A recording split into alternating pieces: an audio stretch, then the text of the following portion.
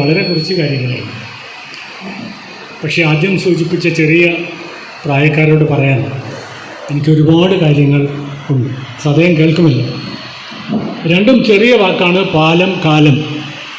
രണ്ടും നിങ്ങളുടേതല്ല, എൻ്റേതും അല്ല, ശ്രീകുമാറിൻ്റേതും അല്ല, ഒരു മുതലാളിയുടേതും അല്ല, ഒരു തൊഴിലാളിയുടേതും അല്ല. തൊഴിലാളി എന്ന സംജ്ഞയോട് ചേർത്ത് വർഗം എന്ന മറ്റൊരു വാക്കുകൂടി ഉണ്ട്.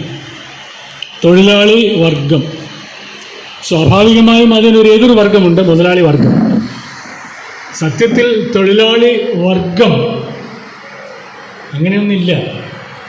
തൊഴിലാളി ലോകം അങ്ങനെയൊന്നുണ്ട്. തൊഴിലാളി ഇല്ലെങ്കിൽ ഈ ലോകമില്ല.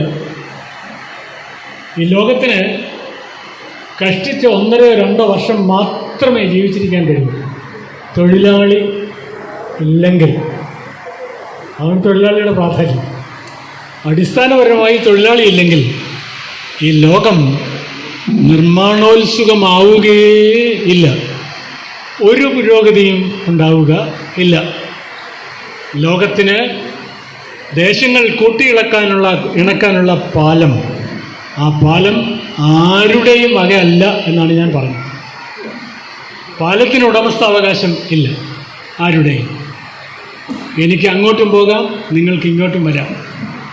പാലത്തിൽ കിടന്ന് യുദ്ധം ചെയ്താൽ ചിലപ്പോൾ പാലം തകരും, ചിലപ്പോൾ പക കൊണ്ടും പ്രതികാരം കൊണ്ടും ചിലർ പാലം തകർക്കും. തകർത്താൽ നിങ്ങൾ 2 കൂട്ടരും വെള്ളത്തിൽ പോകും, ഒഴുക്കിൽപ്പെടും. ചിലർ മാത്രമേ നീന്തി കരപറ്റുകയുള്ളൂ. ചിലരിത് ബോധപൂർവം ചെയ്യും. ചിലപ്പോൾ യുദ്ധം ജയിക്കാൻ പാലം തകർക്കേണ്ടി വരും.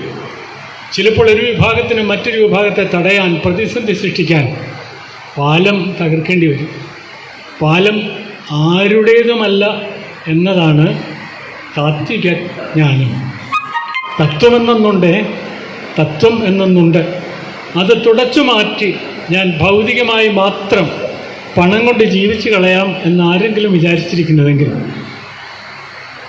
അവരുടെ പേരെഴുതുന്നത് വേറൊരു പട്ടികയിലാണ്.